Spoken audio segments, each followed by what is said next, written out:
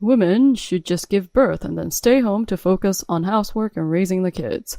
It's crazy to think they can work after giving birth. I was so busy with work that I almost missed my chance to settle down. I thought my husband was okay with me wanting to keep working even after we tied the knot and had our son.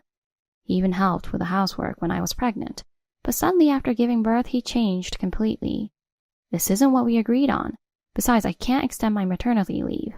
It would cause tremendous trouble to my company. What? The stuff women do at work is not even that big of a deal. Saying this, Kevin laughed.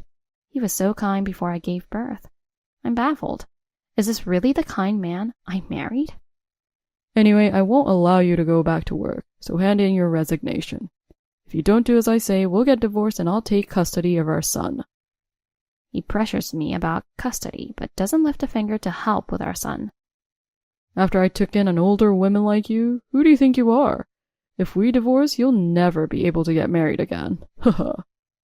Realizing he was no longer the man I once knew, I contacted someone, never imagining this call would be his downfall. My name is Anna. I have a job in the fashion business, and some may see me as a dedicated career woman. But seen in a less positive light, I could be perceived as a single woman who has neglected her femininity in favor of her work. Just to be clear, it's not that I don't want to get married. I do hope to marry someone someday and experience the joy of being a mother. My mother died in an accident when I was young. Maybe that's why I have a strong desire to become a mother myself. But I completely missed my chance to get married because I worked too hard. Why don't you talk to your dad about it? When a dad sees his daughter tying the knot when she's past her best years, he thinks the guy is like a god to him. When I complained to my old friend Tracy, who is a mother of 2 and still works with me, she said that. I wonder if Tracy comes across as a confident married woman when we talk at the cafe near work, or if I'm just feeling envious. No way. I went against my dad's wishes in the first place. Even now in front of me, he praises Sandy. You know, the slightly tomboyish, beautiful secretary to the president?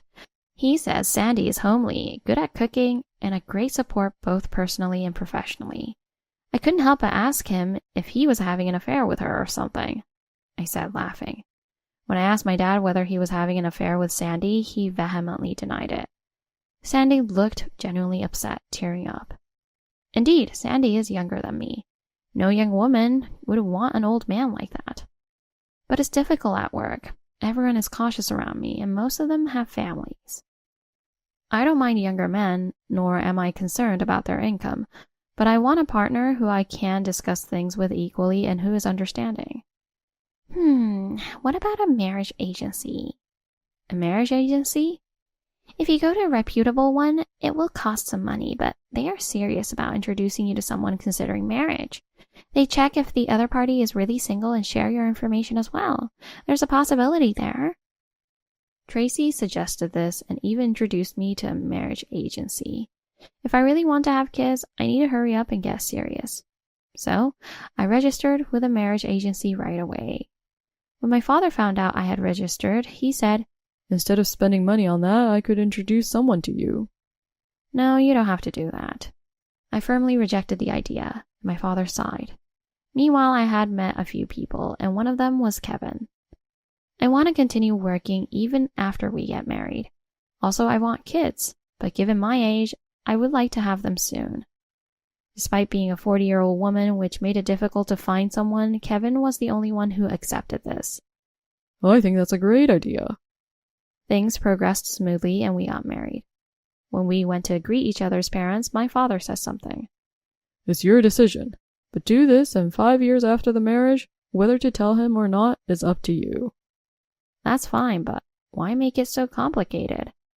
I didn't understand why he told me to do that, but since it was a condition and no significant issues arose, I agreed. And so Kevin and I got married just half a year after meeting through the marriage agency. Kevin was kind even after the marriage. He didn't fuss about me working late or complain about the food I cooked. As I said before marriage, I want to do housework and childcare together. Sure, that's fine. Kevin nodded at my words. Indeed, Kevin did help with cleaning and laundry when he was busy. He also prepared delicious meals, which was a great help. My in-laws who live nearby were also kind. My father-in-law, Fred, who I've met a few times, like when we got engaged, is always busy with work, but he's totally fine with me wanting to keep working even after turning 40. My mother-in-law, Megan, is skillful and homely. Her cooking is meticulously prepared, and I could tell she takes her time with it. The reason my husband's cooking tastes similar must be because Megan taught him. And I somehow managed to get pregnant. My parents as well as my in-laws were delighted, and Megan, who enjoys handicrafts as a hobby, prepared baby items for me. Wow, this is a wonderful piece. It looks like something you'd sell in a store. Megan, why don't you try selling these? No way, I couldn't possibly do that. Nowadays, it's possible for individuals to sell things on their own, and depending on the person, they could earn as much as a regular office worker. Megan looked troubled by my words. Due to the difficulties of continuing work during pregnancy, I had taken maternity leave. This was the beginning of my journey towards my dream. Maternity leave was like a preparation period. I arranged for Tracy to help me after my maternity leave, and I also prepared for working remotely. However, I was concerned because Sandy seemed a bit down. I asked if my father had done something to her, and my father made an awful face. Despite this, when my maternity leave started, Kevin changed. He's barely lifting a finger to help out around the house or cook anymore. Well, I am at home. It's natural that I end up doing everything. I was okay with that, but according to Tracy, isn't that strange? Really? It's my first pregnancy. You seem fine without morning sickness, but normally pregnancy is unstable and it's difficult to do housework. If you're good at household chores, I would think he'd help. Sure, he can assist with looking after your son all he likes, but he can't actually carry a baby in his belly. So he should at least do the housework. You might be mistaken, but pregnancy and childbirth are just the beginning. Tracy, who's balancing work and motherhood like a boss, spoke with determination. Kevin has been promoted recently. He's going to be a father soon, and it's also about appreciating his character. I defended Kevin. He had recently been promoted to a managerial position. Naturally, he might be more focused on work considering he is about to become a father. I heard that men start to really grasp the idea of being a parent later on. Tracy seemed to ponder my words for a moment and then, with a wry smile, said, Well, good luck. You might be the boss at work, but I've been a mom longer. You'll understand the struggles of a working mom. Despite the anxieties of being an older mother, both the baby and I were healthy. Kevin's family was thrilled about the birth of a son. They're all about carrying on the family name. My father-in-law, Fred, who I've hardly ever met, even took time off from his busy schedule. Looking back, that was probably the peak of my happiness. That situation would soon drastically change. Probably only Megan knew what was coming. Life after the birth was challenging. Kevin stopped doing any housework. Hey, my maternity leave is almost over. You need to start helping with the childcare and do some household chores too. I had reasons why I couldn't extend my maternity leave. Despite this, he wouldn't even soothe our crying son. Often, he wouldn't come home until late at night and had many business trips. Hey, going on business trips and coming home late? Can't you cut down on overtime at work a bit? Or even going out at night on weekends? I asked Kevin these questions, but he dismissed them with, Stop nagging. You do it. And then he asks, Are you serious about returning to work? Serious? Are you really asking that now? I've been preparing for that. I was flabbergasted by Kevin, who said this while I was putting our son to sleep. No, it's you who is joking, right? Women are supposed to give birth and stay home to do the housework and childcare. It's crazy to think they can work after giving birth. Excuse me? His words made me doubt his sanity. No, I've said it before we got married. I want kids, but I don't want to give up my job. That's why I married someone who would share the household and childcare duties with me. Normally, isn't that what women do after having a baby? Does a maternal instinct or something like that kick in? He retorted. This isn't what we agreed on. Besides, I can't extend my maternity leave. It would cause tremendous trouble at my company. What? The stuff women do at work is not even that big of a deal. Kevin laughed at that. Was this really the Kevin I knew? Where had Kevin, who used to do household chores, gone? While I was thinking this, he said, Anyway, I won't allow you to go back to work, so hand in your resignation. If you don't do as I say, we'll get divorced and I'll take custody. My dad is about to retire, but he's a high-ranking executive with a lot of personal connections. He's financially stronger than me, and he knows lawyers, so you wouldn't stand a chance in going against me. Haha. After saying that, Kevin went out again. Why? What should I do? As I was pondering, my phone rang. Excuse me, Anna. Is now a good time for a call? Oh, Sandy. The caller was Sandy, my father's secretary. Sandy had a low voice for a woman, but it sounded even lower than usual, almost like a man's. Yes, my son just fell asleep, so it's fine as long as I don't speak loudly. My husband is out. Sandy said, I see. Excuse me, Anna. Do you think you'll be able to return to work? Is this a question for my father? No, that's not it. This is just me being nosy, unrelated to my official duties. Sandy prefaced, then continued. I happened to accompany your father on a business outing to a nightclub, and there I saw your husband, Kevin. What? At a nightclub? I almost raised my voice in surprise. Yes, and it seemed that Fred, Kevin's father, was with him. Excuse me, but I was concerned about your family situation, so I asked the club's owner. They're not part of the staff there, but it seems both of them are involved in inappropriate relations at their company. Are you serious? I was at a loss for words. Caught between the preparations for work, first-time parenting, and housework, the last thing I expected was Kevin having an affair, and with my father-in-law involved too. Anna, I had to let you know something that might shake things up with your family. I feel bad about it, but I couldn't keep it from you. Sandy apologized, but I responded thoughtfully. I'm sorry, Sandy. I don't mean to doubt what you've told me, but I'm a bit skeptical about this. Can you try to find some proof or ask other people if they saw that too? All right. Following our conversation, Sandy promised to present evidence. The recorder she provided captured Kevin and Fred speaking terribly about me, calling me an old woman, and he even revealed that Megan, not Kevin, had been doing all the housework which I had believed he was handling. With that, I left a note saying I was filing for divorce and left the house with my son. Since I was about to return to work, it was crucial to act quickly. Sandy had arranged for me to stay in an apartment close to my job. As Tracy helped me move, she chuckled. You're really capable at work, but there's something missing in your personal life. You should have realized this sooner. Then Tracy asked seriously, So, what are you going to do now? I'm going to fight back. He's been using our savings to wine and dine with his side piece. Right then, Kevin called, which was timely. What do you want? Why did you take our son? Do you think I believe you're capable of looking after him? It seemed he had no issue with me leaving. Probably he'd let his mother handle everything at home anyway. When I pointed this out, Kevin retorted. Of course, it's Mom's job. She understands a woman's duties well. You're going to burden your mother, who's nearly 60, with all this? Are you trying to kill her? Shut up.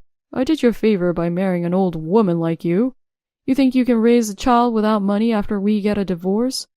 I'll make sure you pay up for this. Just wait and see, you'll regret what you did. Hearing that doesn't scare me. It takes guts to be the one to end things. Spare me the drama. I'm not planning on regretting anything. In fact, I think you'll be the one with regrets. And just so you're prepared, I'll be the one claiming compensation. I always pick up the fights that come my way. I declared that I would not let him do whatever he wanted. Later, a meeting was arranged through lawyers. Fred appeared visibly upset, and Kevin was still acting arrogantly, while Megan seemed troubled. On my side were my lawyer, my father, and also Sandy. If we're divorcing, I want compensation. Save your sleep talk for bed, I declared firmly. Sleep talk? That's on your part. He argued back arrogantly. Firstly, a woman's unstable, low income is not enough to raise a child. Hand over the grandchild quietly and pay compensation and child support. If you refuse, come back quietly.